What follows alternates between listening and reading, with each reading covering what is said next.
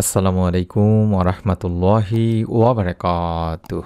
1 minute মাদ্রাসা YouTube চ্যানেলে সম্মানিত দিনী ভাই বোনেরা, আমি আশা করি রব্বুল আলমিন আল্লাহ তাআলার অশেষ রহমতে আপনারা ভালো আছেন, সুস্থ আছেন। আলহামদুলিল্লাহ। আজ আলোচনা করব আগামীকালকে বৃহস্পতিবার আসর থেকে শুরু করে মাগরিব পর্যন্ত কিংবা বৃহস্পতিবার সারা দিনে রাতে অন্তত এই ছোট্ট দরুদ শরীফটি 11 বার পাঠ করে আল্লাহ তাআলার কাছে আপনি আপনার জীবনের সমস্ত গুনাহের জন্য মাপ চাইবেন, আপনার মনের নেক আশা পূরণের জন্য দোয়া করবেন। ইনশাআল্লাহ রব্বুল আলামিন সারা দিনে আপনার মনের নেক আশা পূরণ করে দেবেন। মনের মধ্যে শতভাগ বিশ্বাস নিয়ে এই পরীক্ষিত আমলটি যদি করেন, রব্বুল আলামিন আপনাকে নিরাশ করবেন না। তাই অনুরোধ করছি ভিডিওটি মনোযোগ দিয়ে সম্পূর্ণ দেখার। মহানবী সাল্লাল্লাহু আলাইহি ওয়াসাল্লামের নাম শুনলে তার প্রতি দরুদ পাঠ করতে হয়। যিনি ভাই বোনেরা, নবী সাল্লাল্লাহু আলাইহি ওয়াসাল্লামের প্রতি অগাধ ভক্তি, শ্রদ্ধা ও ভালোবাসার দাবি হলো তার প্রতি দরুদ পড়া। কারণ এক্ষেত্রে ইসলামের বিধানই হলো, যখন প্রথমবার আপনি নবীজি সাল্লাল্লাহু আলাইহি ওয়াসাল্লামের নাম শুনবেন, তখন আপনার উপর দরুদ পাঠ করা ওয়াজিব হয়ে দাঁড়ায়। এরপর প্রতিবার যখন আপনি শুনবেন, তারপরে পাঠ করা হচ্ছে মুস্তাহাব। তাই আমরা যখনই নবী করিম সাল্লাল্লাহু আলাইহি ওয়াসাল্লামের নাম শুনব, তখনই দরুদ পাঠ করব। কারণ কোরআনে দরুদ ও সালামের প্রসঙ্গে বলা হয়েছে, আল্লাহ রাসূল সাল্লাল্লাহু আলাইহি ওয়াসাল্লামের উপর দরুদ পড়েন স্বয়ং আল্লাহ তাআলা ও তার ফেরেশতারা। তাই অনুরূপ নির্দেশ প্রদান করা হয়েছে বনি আদমকেও। তাই তো পবিত্র কোরআনুল কারিমে ইরশাদ হয়েছে, নিশ্চয়ই আল্লাহ ও তার ফেরেশতারা নবীর প্রতি দরুদ পাঠ করেন। হে ঈমানদাররা, তোমরাও তার প্রতি দরুদ পাঠ করো এবং বেশি পরিমাণে সালাম পাঠ করো। এটা সূরা আহজাবে আল্লাহ তাআলা নিজেই বলছেন। এই আলোচ্য আয়াতে আল্লাহ তাআলার পক্ষ থেকে দরুদ পাঠের ভাবার্থই হলো, আল্লাহ তাআলা তার ফেরেশতাদের সামনে নবী সাল্লাল্লাহু আলাইহি ওয়াসাল্লামের প্রশংসা করেন। আর ফেরেশতাদের দরুদ পাঠের ভাবার্থই হলো, তারা নবী সাল্লাল্লাহু আলাইহি ওয়াসাল্লামের জন্য বরকতের দোয়া করেন। তাই আমরাও বেশি বেশি করে দরুদ পাঠ করব। অন্তত এই বৃহস্পতিবার দিনে রাতে মিলায়ে আমরা অন্তত 11 বার একটি ছোট্ট দরুদ পাঠ করে আমরা আমাদের জীবনের গুনাহের জন্য মাপ চাইব, ক্ষমা চাইব। তাছাড়া একবার দরুদ পাঠ করলে আল্লাহ তাআলা 10টি রহমত নাজিল করেন। সুবহানাল্লাহ।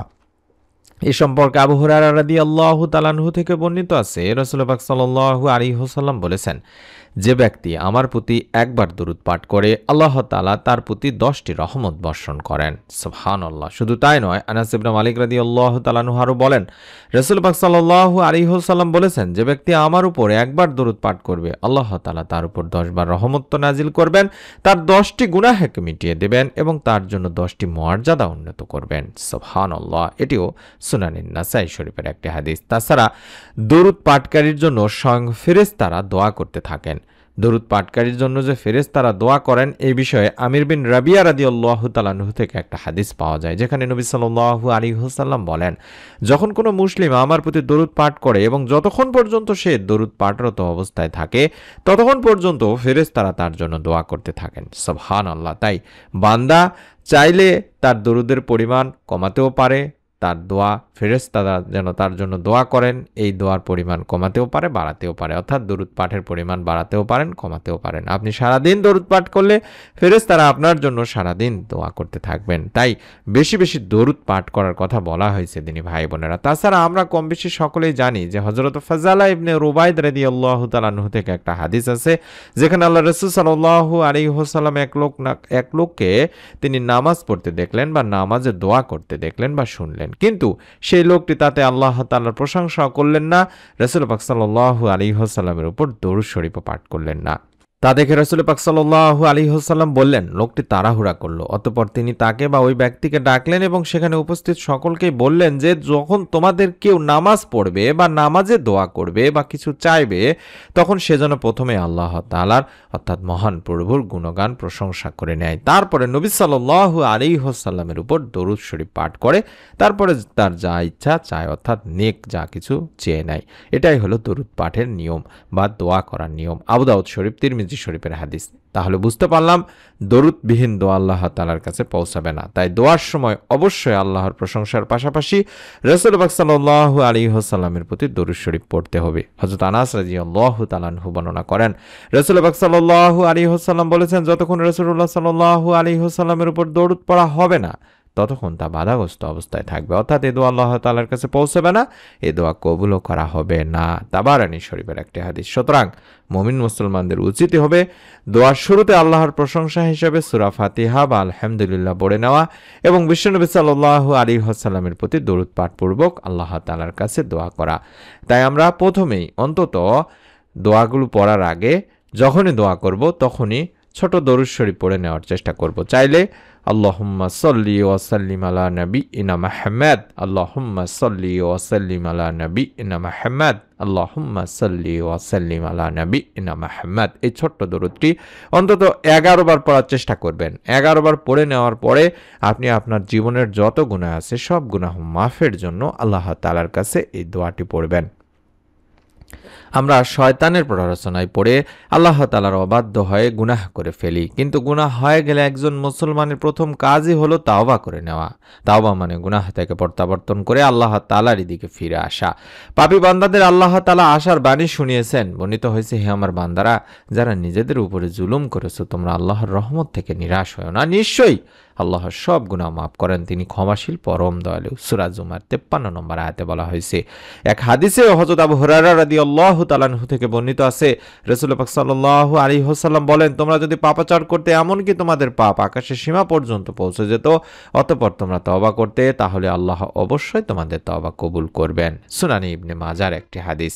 তাই আমাদের গুনাহ হয়ে গেলে আমাদের প্রথম কাজই হবে তওবা করে নেওয়া, আল্লাহ তাআলার কাছে গুনাহ থেকে মাপ চাওয়া, প্রত্যাবর্তন করা। তেমনই একটি গুনাহ মাফের দোয়া কোরআনুল কারীম থেকে নেওয়া হয়েছে, রাব্বি ইন্নী যালামতু নাফসি ফাগফিরলি। এটি অত্যন্ত গুরুত্বপূর্ণ একটি দোয়া দিনী ভাই বোনেরা। আমরা এই দোয়াটি প্রত্যেক ভিডিওতেই দেখায় দেওয়ার চেষ্টা করি গুনাহ মাফের দোয়া হিসাবে, ছোট্ট পরীক্ষিত দোয়া।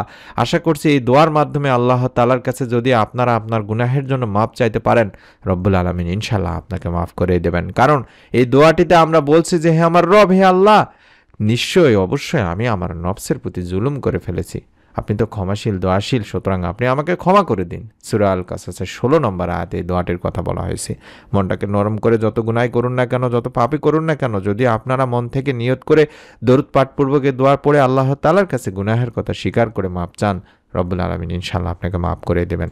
মনের নেক ইচ্ছাগুলো পূরণের জন্য, জীবনের ইচ্ছা পূরণের জন্য তারা অনেক উপায় খুঁজে বেরিয়েছেন, যারা মনের আশা পূরণ করতে অনেকের কাছে গিয়েছেন, যারা অবৈধ উপায় অবলম্বন করেছেন, পীরের পা ধোয়া পানি খেয়েছেন, কিংবা গলায় তাবিজ ঝুলিয়েছেন, অনেক কষ্টে অনেক সাধন করেছেন, সব কিছু থেকে যারা বিফল হয়, নিরাশ হয়ে পড়েছেন, অথচ তারা এটা ভাবেননি যে কোরআন ও হাদিসে আল্লাহ রাসূল সাল্লাল্লাহু আলাইহি সাল্লাম এবং আল্লাহ রাব্বুল আলামিন এই ব্যাপারে কি বলেছেন। তাদের জন্য একটি দোয়া শিখিয়ে দিচ্ছি, কোরআন ও হাদিস থেকে নেওয়া। এই দোয়াটিও আপনারা চাইলে অন্তত 3 বার পাঠ করবেন। ইনশাআল্লাহ রব্বুল আলামিন এই দোয়ার মাধ্যমে আপনার মনের নেক আশা পূরণ করে দেবেন। একবার হাদিস শরীফে পাওয়া যায় যে হযরত আনাস রাদিয়াল্লাহু তাআলা আনহু রাসূল পাক সাল্লাল্লাহু আলাইহি ওয়াসাল্লামের সঙ্গে বসা ছিলেন। সে সময় সেখানে এক ব্যক্তি এসে নামাজ আদায় করলেন এবং এই দোয়াটি পাঠ করলেন, অর্থাৎ আল্লাহুম্মা ইন্নী আসআলুকা বিআন্না লাকাল হামদু লা ইলাহা ইল্লা আনতাল মান্নান বাদিউস সামাওয়াতি ওয়াল আরদ ইয়া জাল জালালি ওয়াল ইকরাম ইয়া হাইয়্যু ইয়া কাইয়্যুম। এভাবে যখন এই দোয়াটি পাঠ করলেন, আশা করছি দোয়াগুলো আপনারা মোবাইলে স্ক্রিনশট নিয়ে নেবেন। এই দোয়াটি যখন পাঠ করলেন তখন নবী করিম সাল্লাল্লাহু আলাইহি সাল্লাম বললেন, এই ব্যক্তি ইসমে আজমের দোয়া পড়ে দোয়া করেছে। অর্থাৎ ইসমে আজম হচ্ছে মহান রব্বুল আলামিন আল্লাহ তাআলার এমন এক নাম, যে নামে ডাকলে মহান আল্লাহ তাআলা তার ডাকে সাড়া দেন, যে নামে তার কাছে চাওয়া হলে তিনি তার সব চাওয়া পূরণ করেন। আবু দাউদ শরীফের একটি হাদিস। অর্থাৎ আমি যে দোয়াটি দেখাচ্ছি এটি হলো ইসমে আজমের দোয়া, মনের নেক আশা পূরণের পরীক্ষিত দোয়া। কম বেশি সকলেই জানেন ইসমে আজমের মাধ্যমে দোয়া করলে রব্বুল আলামিন বান্দার দোয়া ফিরান না, কবুল করে নেন। নিয়ত করে আমল করবেন, প্রত্যেকেই নিয়ত করে আমল করবেন। অন্তত ভিডিওটিতে একটি করে লাইক দিয়ে কমেন্টে আমিন অন্তত লেখার মাধ্যমে হলেও নিয়ত করুন যিনি ভাই বোনেরা, বা মনে মনে নিয়ত করে আমলটি করুন।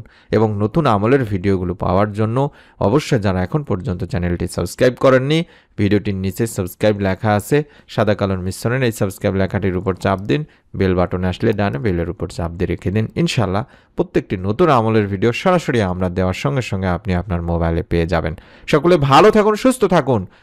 রব আল্লাহ তাআলা আমাদের সকলকে এই ছোট্ট আমলের ওসিলায় আমাদের জীবনের গুনাহ মাফ করুন, আমাদের মনের সমস্ত নেক ও ভালো ইচ্ছেগুলো পূরণ করুন। আমিন। আসসালামু আলাইকুম ওয়া রাহমাতুল্লাহি ওয়া বারাকাতুহু।